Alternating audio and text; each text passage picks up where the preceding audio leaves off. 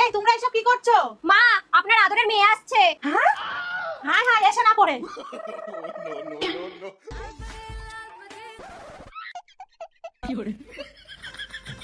মা, মা, আয় আয়, ঘরে আয়। ছোট বৌদি, বাহ, চাদরটা তো খুব সুন্দর। যাওয়ার সময় নিয়ে যাবা।